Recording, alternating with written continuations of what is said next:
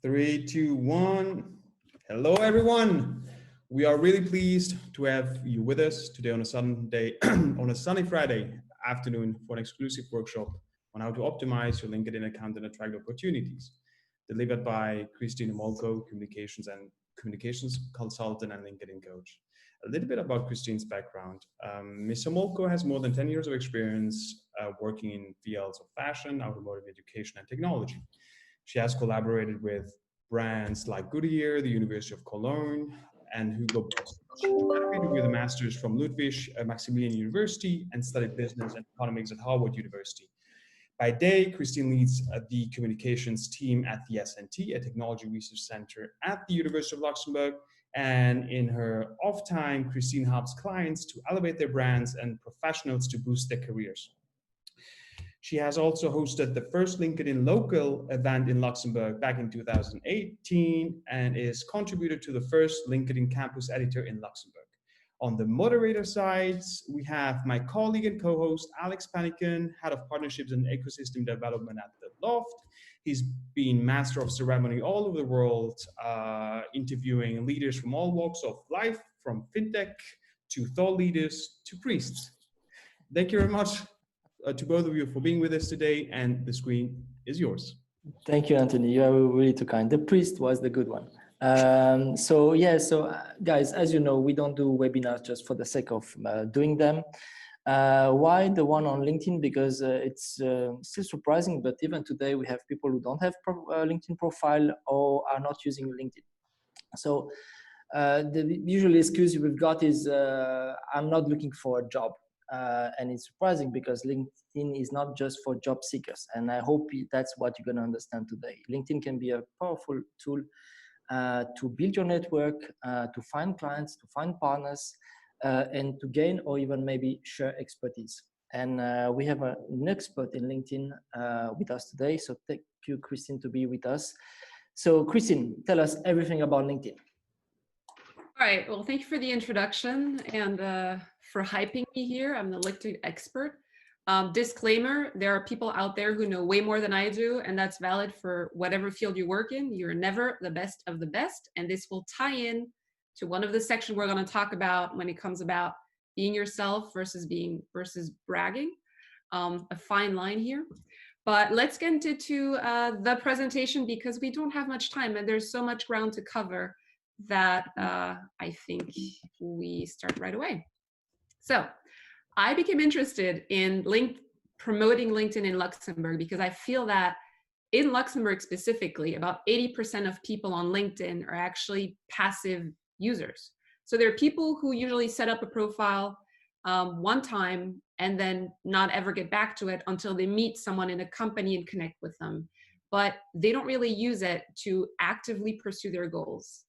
Then we have about 15% contributors, which a lot of you are doing already. I've checked out your profiles. I've been snooping around a little bit, and you like, you comment, you share, you do a little bit of engagement. But we only have about 5% creators. And by creating content, by sharing your insights, by sharing your services, by connecting with more people that you don't know, this is how you can actually reach your goals. And Luxembourg is a perfect market to test this because not a lot of people are very fluent in LinkedIn. So you can, if you start today, make a difference and get ahead of everybody else. On the other hand, COVID-19 brings a lot of challenges. Some of you are looking for work. Some of you have had the time to think about their careers and maybe you're not happy doing what you're doing anymore. Some of you are thinking, man, I should be getting more clients. Anyways, now's the time to reflect. Now's the time to stay at home a lot. So you have time on your hands, use it and dust off your profile, start engaging. And it's spring. So, do some digital spring cleaning here. All right, so today we're going to cover your LinkedIn goals. You should have specific goals and not just slap your profile up there. We're going to cover the basic setup, which most of you might already have, but some of you who are more beginners at LinkedIn might want to go over that and double check that it's set up properly. We're going to talk a little bit about optimizing your profile. Here, we're not going to go into too much detail, but I'm going to focus on the most important sections. We're going to talk about engagement, obviously, because that's how the magic really happens. And then I'm going to bring in a couple of freebies at the end, and those will show up with the little yellow star throughout the presentation. Okay, so your LinkedIn goals. Most people think that LinkedIn is for people who are looking for a job, right? But it's not only applying to jobs or having a resume online that helps you get the job. You can actually find the company, find the hiring manager, find out what they're all about, what they like, where they went to school. You can connect with the recruiter. There's tons of stuff you can do to increase the odds of getting that first interview and getting the job that you want. You can get recruiters to come to you if your profile is set up the right way with smart strategic keywords that are customized to you. And finally, recruiters, headhunters, etc., they're going to use the platform obviously to look for talent. But I'm not a recruiter, but I have to say when I hire people to join my team, I check out their LinkedIn profile. I don't care much about their Facebook or their Instagram. I care about what's their professional career. Are they even using LinkedIn? Are they aware of the tool? A couple of other popular goals are finding mentors to advance or pivot your career. This simply means that if you're not happy where you are, or you want to change what you're doing, but you're not sure about this new industry or this new job, you could probably find someone who has that experience. And people are often more than happy to talk about how they built a career, what the challenges were, etc. And LinkedIn actually has an option you can activate to find mentors for you. You can also brand yourself as an expert and grow your authority. This is important for people who have their own companies, consultants, or generally people who want to be featured in the media, get interviewed by the press, maybe go speak on stage. This is the place to really present your services, present your skills, prove, basically, don't just talk the talk, but walk the walk as well. And finally, attracting clients. Your clients are on LinkedIn. So if you are a real estate agent and you're looking to sell more houses, there's probably a bunch of people on LinkedIn in Luxembourg who are looking for houses. You just need to find them and send out the right message that will pull them towards you. All right, so these were just a couple of goals. You may have other goals, but they're the 6 most general goals that either I have experience with or that I know my network has experience with. Now, looking at your basic setup, here, we're just going to look at 3 main things. We're going to look at your personalized URL, your privacy settings, and your intro section. Your personalized URL, and this is a pre-recorded video, so it goes a little bit fast, but you're basically going to click on the little me icon. Then you're going to click on edit your public URL and see the part where it has my name here. This used to be a bunch of letters and numbers. By adding your name, you have a simple branded website. It's got your name in it. It's clear, it's compelling. You can put it at the bottom of your emails. You can put it on your business cards. Looks much nicer than having simple numbers or letters jumbled up. Your privacy settings. So here there are 2 things I talk about. Your email address. So you're going to have your email address stored in your profile. And you should share it with your network because ultimately you want to get more clients. You want to be contacted by recruiters. You want to get contacted by potential collaborators. So it's important to share a way of how people can message you, can contact you. But at the same time, you don't want to land on every newsletter out there and be spammed by your network. So what's important here is, again, you go on the little me icon, you click on settings and privacy, and you're going to click on who can see your email address. And here I've selected my first degree connections. I recommend you do the same.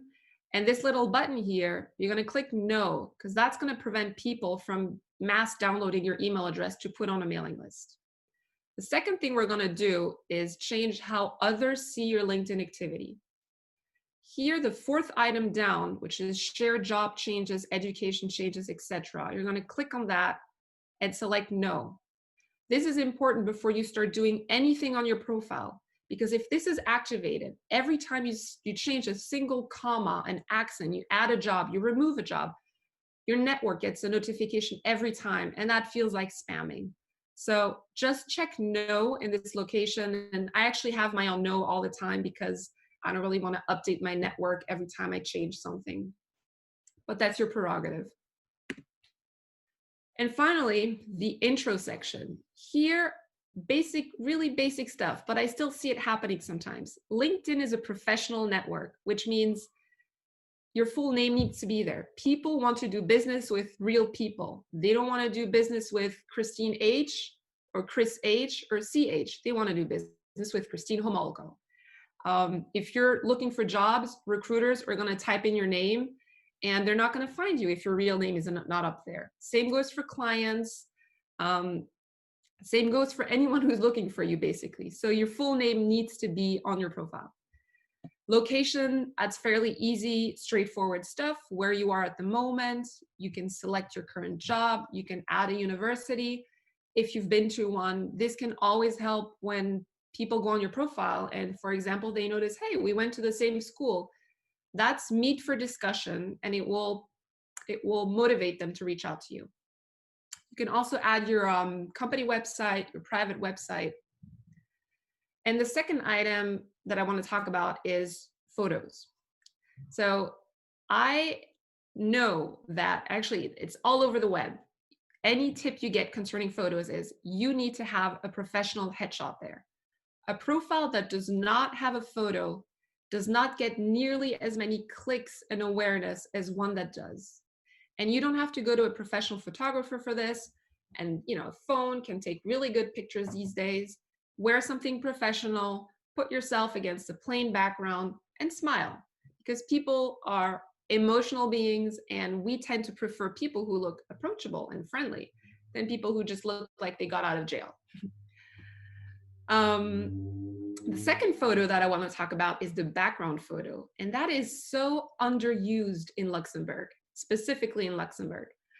I mean, I have nothing against the default LinkedIn background. It's blue and it's networky and it looks super fancy, but it doesn't say anything about you. And this is such a big visual area where you can promote yourself, where you can, again, paint a picture of yourself. So I listed a couple of ideas here. You can, if you work at a company, you could simply have an image of the company logo. You can have a photo of your team. You can have a photo of the product that your company develops. A lot of people also have photos of like metaphors or slogans that they relate to. So if you are a salesperson and you're like super driven and an overachiever, you could have a picture of Mount Everest. You could also have theoretically a picture of a handshake. I mean, sales is a lot about human connection. So you can think a little bit about what drives you. No handshake anymore, Christine. No handshake. All right, no handshake. Sorry about that. And finally, you can have a picture of you at work. So if you're a speaker, if you're a hairdresser, if you're a painter, if you're a teacher, those are all wonderful motives for like a background photo. Have someone take a photo of you doing that. And here I'm going to have a couple of freebies too. So here are a couple of examples, and I know that Bert is online. He checked in, so he's going to see himself up here. And I think that Bert did a really good job with his background picture. He's got the name of the company that he works at. He even has some information about what the company does. He has a friendly headshot. Everything here gives me a very clear idea of what he does. And if I'm looking for this kind of service, then I'm going to keep reading about him. On the right, we have Laura, who's a connection of mine, and she works in the beauty industry. And I thought I would include her because beauty professionals are also on LinkedIn. And she's got her company logo in the background, a very minimalistic, clean picture, which is a really good fit for her industry. On the bottom left, we have Lee, who's a UX design consultant. And I love her background because it features a couple of tools that she uses at work. And on the bottom right, we have Steve, also one of my connections, who, as you can tell right away from his picture, he works in aviation. All right, we're down with the first half. Now we're getting down to the hard work. Optimizing your profile means that you're going to have to do some research. So that's going to be, you're going to be activating your brain here. To me, two elements make up a good profile: the what and the how. What means that you have strategic keywords listed throughout your profile. And those are going to be different for every single person. Strategic keywords are words that are going to help you rank higher on LinkedIn and on Google when people search for specific services. So if you're a digital marketing specialist, you're into that marketing field, I would encourage you to do some research on LinkedIn, find some people, some digital marketers who have good profiles, look through those profiles, list out a couple of keywords that you think are important and that would apply to you as well. That's one way of going at it. Another way of going at it is finding job descriptions that, you know, jobs that you're interested in getting, and picking out a couple of keywords here. If you're in the services industry, so you're actually pitching services, same thing. You sit down, you look at other people who provide those services, and you make a list of keywords, 10 to 15 keywords that are going to work for you. The second thing you're going to do is think about metrics. Metrics are basically a way to turn your accomplishments into numbers. It's not always easy, but it's feasible. The how part of this equation is how you're going to structure this. Because even if you have a list of keywords, it is not a good practice to just slap them into your summary as a big blob of paragraph of keywords. That's not user-friendly. No one wants to read that. You may be optimized for the machine, but you're not optimized for the human being. So you're going to need to add a little bit of formatting here and there. And you're also going to pay attention to your tone of voice. So this is where I recommend that you use the first person. Christine doesn't talk about herself to you this way, right? I say I. It's just, it's approachable, it's friendly, it's just the way you would introduce yourself to a person. Use the first person. The third person, when you say he or she, really comes off arrogant. So unless you're Elon Musk, you're Mark Zuckerberg, you're, you know, one of the top dogs of a unicorn startup, just stick with the first person. What you're going to do is highlight your skills and experience with context, which means don't just say, I rock at finding the best real estate for you, but give a couple of examples. And another don't, the opposite of that would be having an unending list of achievements. I'm the best at A, B, C, D, E, not having any examples, just kind of stating that for yourself. People want to understand why you're the best, why you do what you do. So the summary section, I use my own summary here as an example. And I want to emphasize the fact that the first sentence is going to be vital, because when you go on someone's profile, whether you're on the app or on the desktop, it's kind of like this accordion, right? It's all closed up. The only thing you see is the first sentence. So it has to give the reader a very clear idea of what you do, what you're about, what your unique value proposition is. The second thing I want to highlight is the format, what we just talked about. So here I make use of formatting. I have a lot of spaces. I have some bold text. I have some bullet points. And this makes it more structured and interesting for the reader as well. And finally, below your summary section, you have a featured section. And here you can upload material from videos, photos, slides, website. I'm sure you can think of something that represents what you do, what you're good at, where you want to go with your career. A couple of general tips. I've just mentioned those. I'm re-emphasizing them here. Your summary is your prime real estate. Don't leave it blank. It's how you introduce yourself to the LinkedIn community, so to the business community. Use the text and the feature section. Try to make use of those 1,300 characters. You're limited, but if you work in Word first, it helps you kind of keep an eye on how many characters you have left. And also, I recommend working on something else than LinkedIn first when you're creating content, because having LinkedIn crash on you is also not a nice experience when you've put in a lot of hard work into creating a good summary. Write in the first person. The first sentence is key. It's the only visible element at first. And honestly, don't worry about getting it right the first time. Just start doing it. It's not going to be perfect the first time, the second time, or the third time, but you're going to keep improving it and updating it over time. Here are two summaries that I looked at before this webinar. On the left, we have Stéphane, who's a relocation and immigration guy in Luxembourg.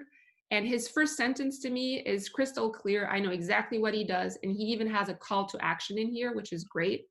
He uses spacing, he uses bullet points. This is a great way to pitch your services. And on the right side, we have a different approach.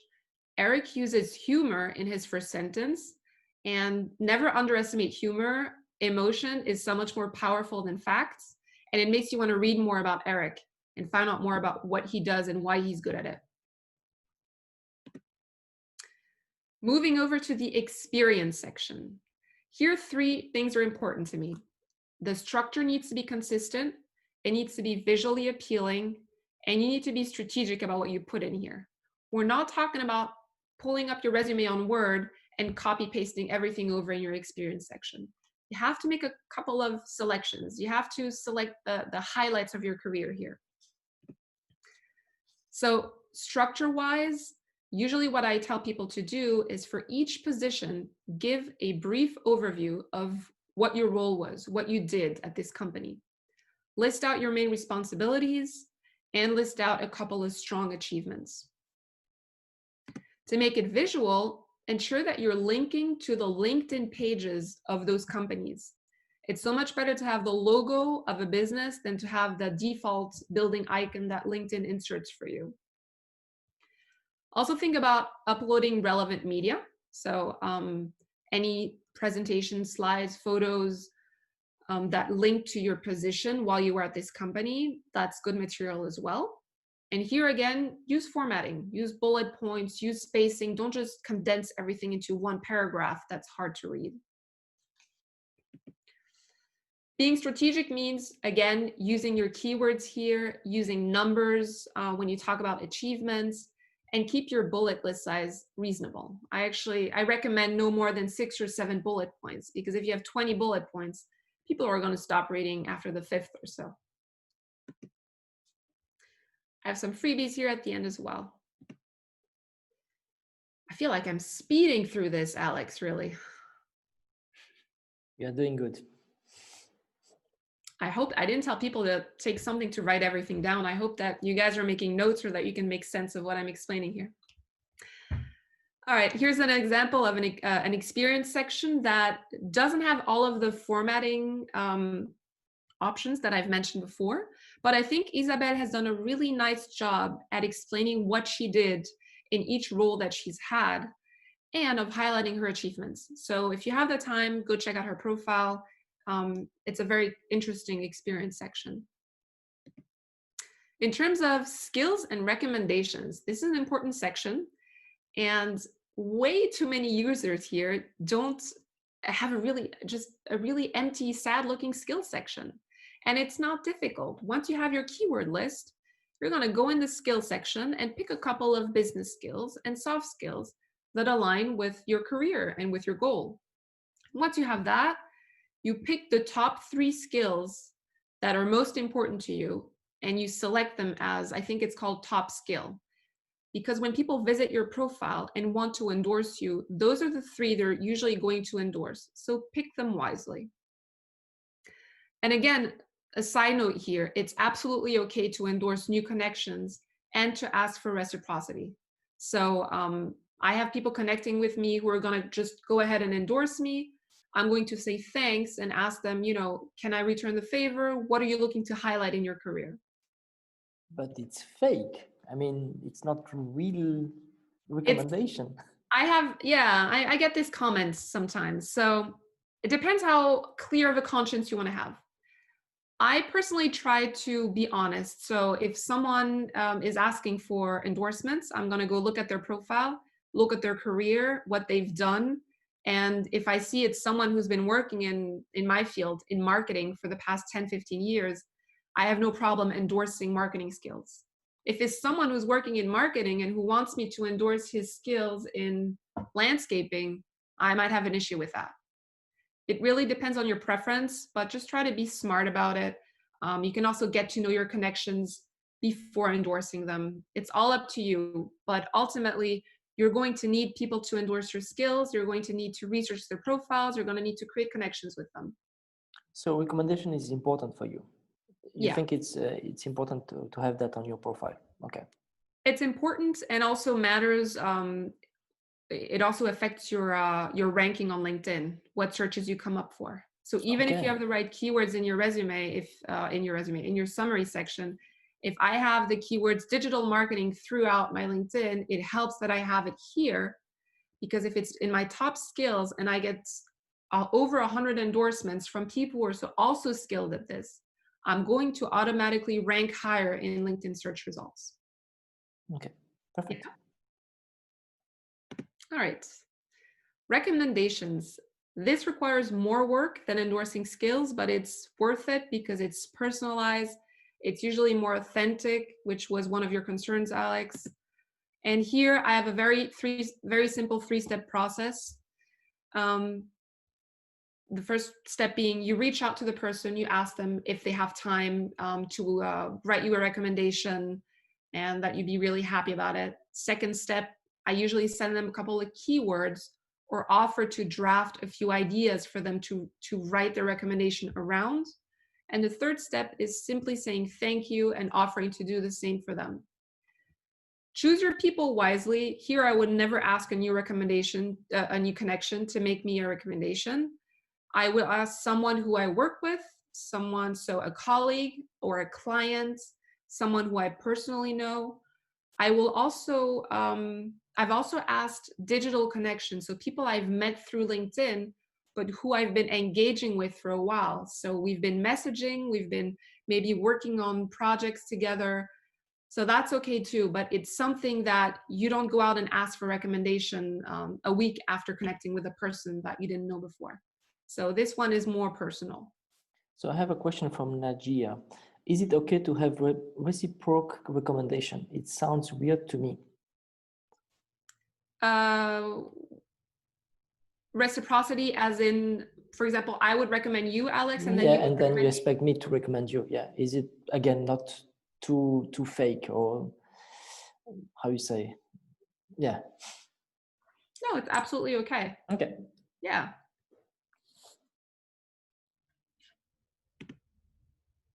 I'll have a freebie about this at the end. Okay, I've left the headline for last because the headline is the glue that holds your entire profile together. If you were writing a book, it would be the title of your book. So the headline, if you start working on this at the beginning, you're going to get stuck right away. So work on your profile first, work on the headline last. I have 4 general tips here.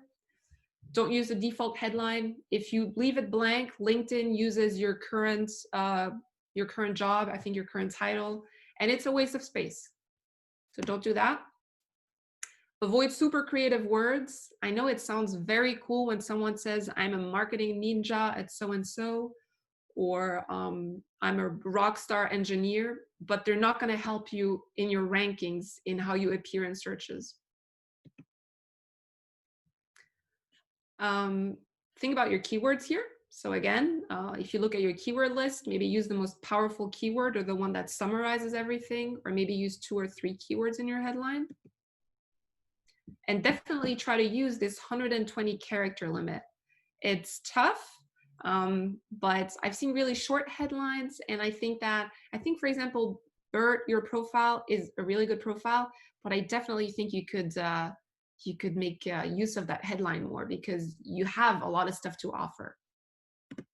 So just to clarify, Christine, for you, we should use those 120 characters before because of the keywords. It's not so much to position yourself, because again, and we had this discussion already, some very good friends of mine have a very, very long title.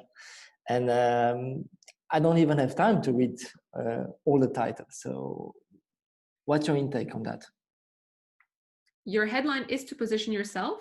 Ideally, you want to position yourself with your keywords. So if you're talking about a long headline, this is mine right here. If I type in my name and my location on Google, so I type in Christine Homolko, Luxembourg, one of the first hits is my LinkedIn profile. And your headline shows up here. That's why it's important. The headline actually gets indexed by Google. I'm a communication strategist, but I also do illustrations on the side, as you can see here. So I want to have these two in here because my main job is a strategist, but I freelance by offering visualization experiences. I don't have any adjectives in here or any sentences or any, the typical, I provide value by doing this and that, which is also a good tip for a headline. But if I just had Christine Homolko, communication strategist, it would definitely not tell my whole story, and it wouldn't help me reach the goals that I have with my projects on the side, which are important to me. Okay, it depends of, again, perspective, because I could even believe maybe that you do so many things that maybe you are not an expert in anything. But knowing you, I know that you're an expert, even if you don't think so. Another question we have been asked on the chat is, some people put their certification near the name, so in the title, like PhD, MBA, stuff like that. Is it something you recommend? Depends what your goal is. Depends what your industry is also. I think that if you're a researcher and you're looking to advance your career, having PhD in there is definitely useful. Someone like me, who works in marketing and communication, even if I had a PhD, I might come off braggy doing that. So it depends what your goal is. I want to say that generally speaking, if you have a certification that matters for what you do or for where you want to go, you should include it. This is valid for a lot of my American connections. Americans have certifications for everything. So they usually include those in their headline as well. In Europe, it's a little bit different, but I think, for example, in the health industry, if you're a nurse, you get certain certifications, and that would be important to include, yes. Perfect, thank you. All right. Creating your headline. I have no magic recipe for this because you see a lot of different headlines that work on different levels, but mostly your headline is about what you do, and this can be your job title, or this could be a sentence. So your job title could be PR specialist, or you could say, I help businesses make an impact with public relations. So find something that works for you. If you can, use adjectives. So if you are an event manager, maybe you want to say something like, I create unique events for your small business to have an impact in Luxembourg. That's also just an example. Could definitely be refined, but it's actually not a bad example because it talks about what you do. It talks about, or it adds value with the objective, basically by emphasizing what you do. It mentions your target audience, small businesses, and what you can do for them, make an impact. So that's also a way to pitch yourself in your headline. I've included your target audience. If you have one and you know how to refer to it, it's a good idea to put it in there. And proof, with proof, I mean, if you've won awards, it's always great. Like if you're the best, I know that LinkedIn has LinkedIn voices in a couple of countries. So you could be like the top LinkedIn voice in the UK. But you could also be, just mention a metric.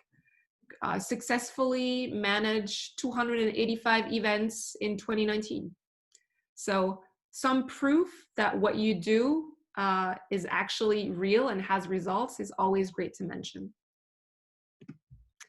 Here I have one of my connections, Kyle, and I think that he has a really good headline. He's managed to actually mention some social skills, which is difficult to do.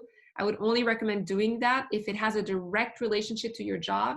And in his case, it does, because he works in continuous improvement, in process improvement. He's mentioned a couple of keywords like lean and scrum master, which are important keywords in his niche. And then he adds a little personal thing at the end that he's a golfer. So it's not job related, but it adds a nice personal touch, and maybe a potential client or collaborator would find that particularly interesting or interesting enough to connect with them.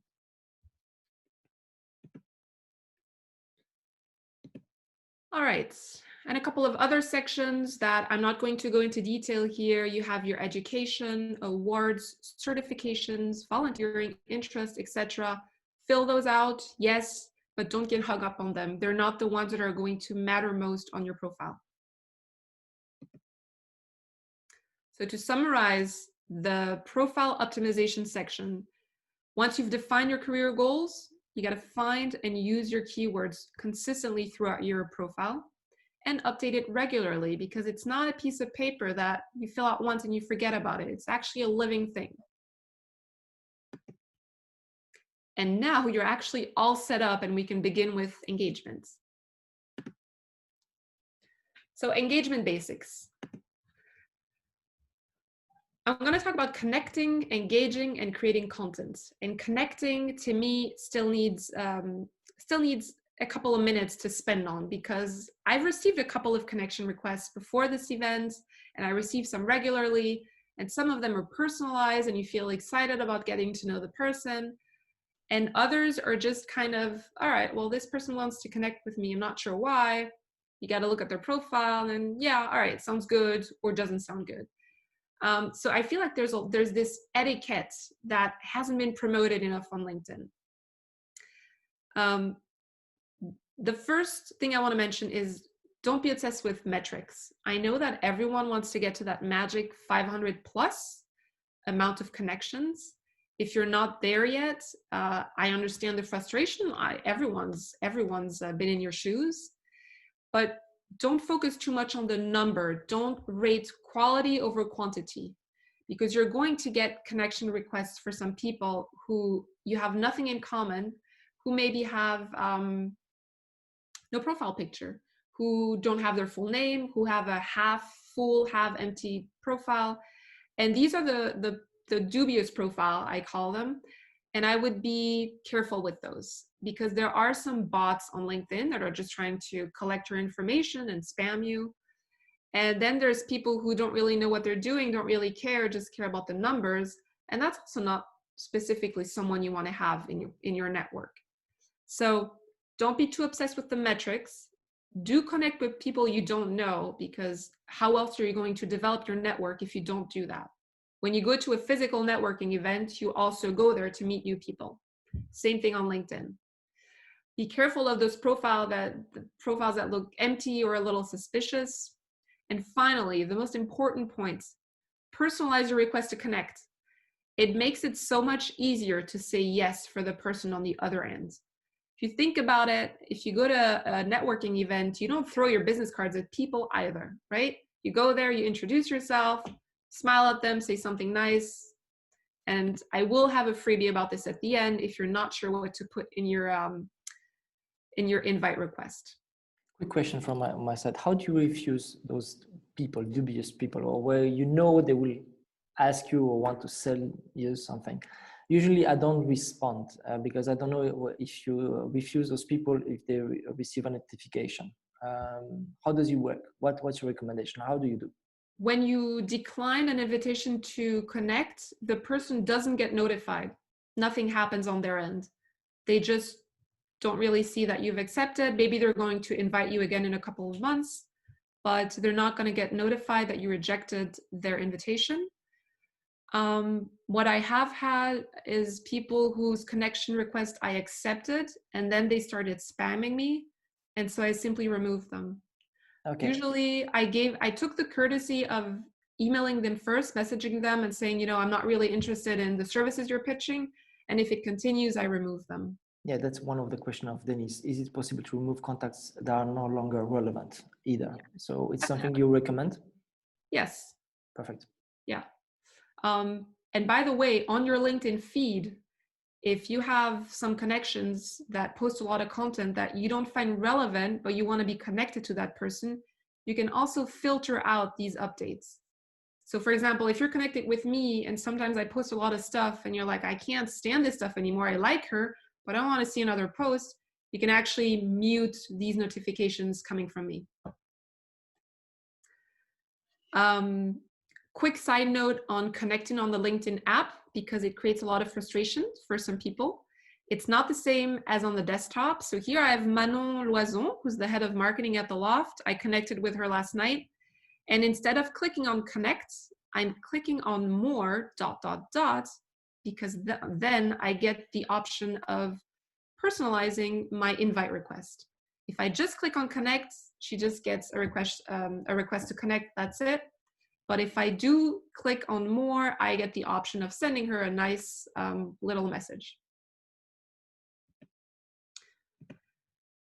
Engaging. So why should you engage? You have an amazing profile, it's packed with keywords, and you're ready to, to reach your goals now. The thing is, it's only half the work, right? Your profile is nice to show up in results, but if you really want to proactively go after your goals, you have to be active on LinkedIn. So you engage to grow your authority, to really show that you know what you're doing, you know what you're talking about, and you have proof. You engage to develop your network, to grow, to add more people to your network, to add the right people to your network. You're on LinkedIn or you engage to learn from others. So maybe you're following a couple of people who are leaders in your field, and you can definitely learn from them. And maybe you also want to engage to share your insights. So maybe you want to send the elevator back down and help some people take their first couple of steps. I usually recommend people start slow. So if you look at the stuff that is posted on LinkedIn, you can get discouraged, really fast. If you're an introverted person, maybe you're feeling hesitant about doing anything. So starting slow means you look at the content that comes out on your feed, that your connections are posting, and you like, comment, or share. So comment ideas are saying thanks. Say someone posted an article about how to improve your cold emails to your clients, and you read it, it's great stuff. You just simply say thanks, this is going to help you a lot. You can ask questions and keep the conversation going. And you can also offer a different opinion respectfully, but different opinions are always the conversation, the common thread is always really interesting to read. When it comes to how much time you spend doing that, I'm not a fan of promoting going on your social media every day for 2 hours, just because, everyone's got a life.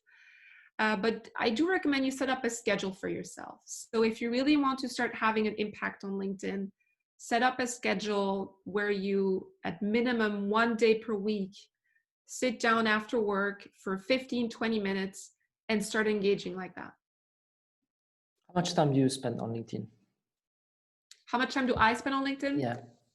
It actually varies, because I do have a main job during the day. So in stressful periods, I've actually probably neglected LinkedIn for like 3 to 4 weeks. And when you come back, it makes it more difficult to get engagement from your community. But usually I will go on LinkedIn once a day to read my messages, to read my notifications. And I will schedule about an hour of engagement per week where I actively comment and write back, etc. Okay. During busy weeks, this happens on the weekend, which usually I don't recommend because the weekends are for relaxing. So to me, the best use of LinkedIn is from Monday to Friday. But really, everybody has a life, so you do what you can. All right, creating content. And a lot of people tell me, I don't know what to post. I have nothing to teach. I have nothing to share. I'm not sure what to write about or record myself on video. What would I say? So a couple of things that can get you started here. Everyone has learned something throughout their career. So you probably have an expert tip or a lesson learned to share. People love lessons learned. If you make a mistake, you learn from it, you get better. It shows that you're authentic, that you show courage. and that you also show some vulnerability. You're not this perfect person. You learn as you go, and you're generous because you share your lesson learned. Another idea is meet the team or give kudos. So you can simply introduce people from your team, or if one of your colleagues has done an especially good job at a project, you highlight this person. If you're working with clients, maybe you want to highlight a client, highlight their services, highlight their company. If you're in a couple of LinkedIn groups, so industry specific groups, a lot of questions come up in these communities. So you can simply pick an industry question and answer it. If your company is recruiting, you can share that opportunity. And finally, behind the scenes, people love, finding out how things are done. So whether you're creating an event, you're creating a product, you're developing a strategy for a client, giving people behind the scenes material is something that your community will appreciate. A couple of storytelling tips here. What always works well on LinkedIn and on other platforms are how to. So how to write a killer cold email to attract new clients. Another way to phrase this is 5 ways to write a killer cold email to attract new clients. Why a healthy company culture is important to further your goals. So these are 3 ways to phrase your content that usually attract readers right away. And if you can, include a call to action at the end of your post or your article or your video. So ask people to get in touch with you to find out more. Ask them what their experience has been. Something to get the conversation going or to bring people to you. Very interesting question from Najia. She's asking, do you recommend to put a disclaimer before posting, reflecting that my opinion is not the company's I'm working for? So gives me 2 questions. The first one, if the disclaimer is too long, maybe you don't read the rest of the post. But it's a very good question because, again, LinkedIn is quite personal. And if you are also the voice of your company, how do you manage, you as maybe the head of marketing and the employee, the right combination? It is an interesting question. Your LinkedIn is your personal profile.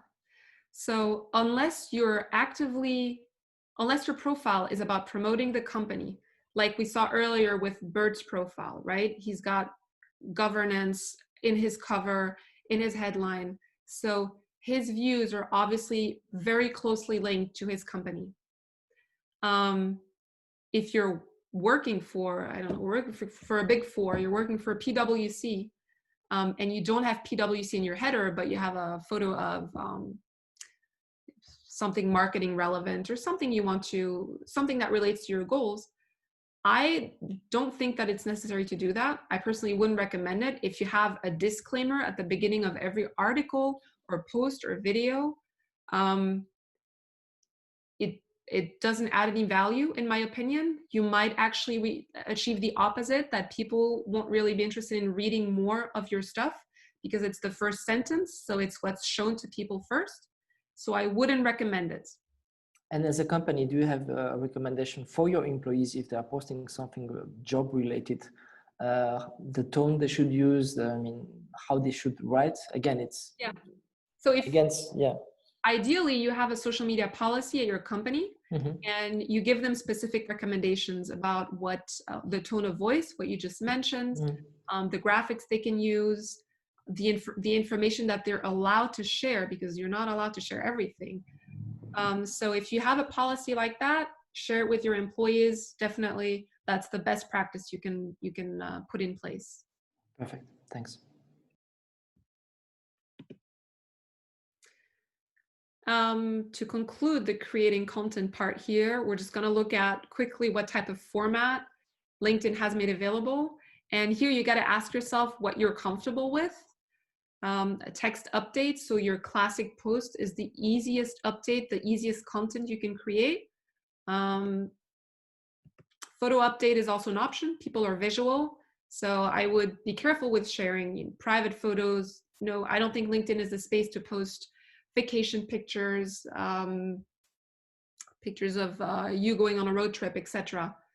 Um, slides. Slides are always, professionals love slides. They're a very educational element on LinkedIn. Video, if you're very comfortable. I started doing a couple of videos 2 years ago, and you can definitely tell between video 1 and video 10, there's a big difference in how I interact, how I talk, what my mimics are. So video is practice. Any kind of content is practice, but video is extra practice. And now that LinkedIn actually has a live feature, if you're really courageous, you go for the live feature. And finally, the article is the dinosaur of formats. I mean, articles were super popular up until 2 years ago before they started rolling video out. And you don't see as many anymore, but a good article that is well written, that has good keywords, that your community helps you promote, is still worth a lot, because all of those words will still get indexed and still get taken into consideration by LinkedIn and Google, whereas a video is just a video. You don't have any text that can be used for SEO. So I still recommend, if you like writing and if you want to practice writing, articles are still a good format to experiment with. We have a question related to that from Stanislav. Is it better to post a big text on LinkedIn or use other platforms like Medium? I would say pick one platform and stick to it. I experimented with both as well. So I have an account on Medium as well. When I do post articles and I want to promote myself, my know-how, my services, I will stick to LinkedIn, because LinkedIn is where I do business.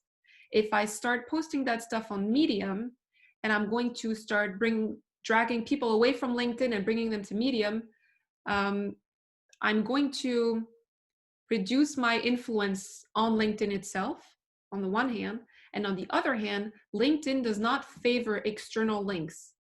So if you're sharing an update about an article you wrote, it's better it stays on the platform than it's somewhere else. The only exception I would make is if you have a blog. So if you have your own personal website, then this is the home of your business. So you should use LinkedIn to send people to your home of business. Yeah. Perfect, thank you. All right. We still have 5 minutes to go. Good. I'm on my last tip anyways. It's about tagging people, because a lot of people ask about tagging etiquette. What should you do? Should you tag people? And this is apart from the hashtags. Feel free to use hashtags, but tagging people specifically means you do it for a reason. And your reason should not be to tag as many people as possible so that you want to increase your chances of being seen on the platform. You tag people when the content is relevant to them. So if I draft an article about, or if I draft a post about how I use user experience in my job, I can tag Lee, the person I mentioned earlier, who works in this field. That's cool. But I'm not going to start tagging Steve, who works in aviation. That's spamming. And your crowd, your community might tolerate you spamming them a couple of times, but at some point they're going to get annoyed and they're not going to engage with what you posted, and they might even remove you as a connection. So be careful with this. So our two main takeaways from engagement is you got to be patient, because building a reputation is a long game. It doesn't happen overnight. There's a few exceptions of people who went viral after posting a sensational article, but those are just what they are, exceptions. And it's about reciprocity. So you can't start posting content and expect people to like and love it and share it right away. You have to also start giving back to those people. So liking their content, giving them feedback, endorsing them, recommending them. And at some point, this is going to come back, and people are going to also start engaging with your stuff and promoting you. And we have reached the end of this. And I'm looking at my clock because I was timing myself, and we're at 50 minutes, so it's just a little over. I'm just going to go quickly over the freebies, and if you're interested in getting those, just send me a message on LinkedIn and I will email you the file. I talk about photos, formatting, requests for asking for skill endorsements, a request for recommendation, how to work on your headline, and how to invite people to connect with you. Voila. Awesome. Very, very interesting presentation. Quick question from my side. Do you have any resources, website, or books you will recommend? Yes. So I have one of my connections who is a really active LinkedIn optimizer, and her information is actually here. Perfect. Donna Serdula. So that can be in the freebies. Perfect. So people will contact you. It's the best way, I guess. Yeah. Perfect.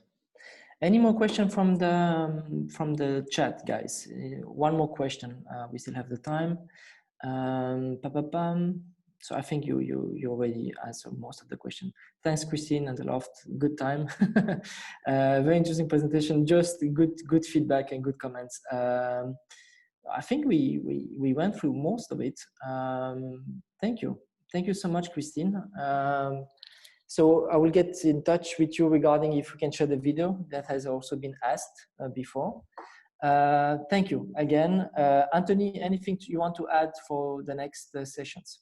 Yes, absolutely. So what I'm going to do right now is I'm going to drop the URL to the Loved Events page right in the chat box so that all of you can click on it and go through the events that are coming up over the next 2 weeks.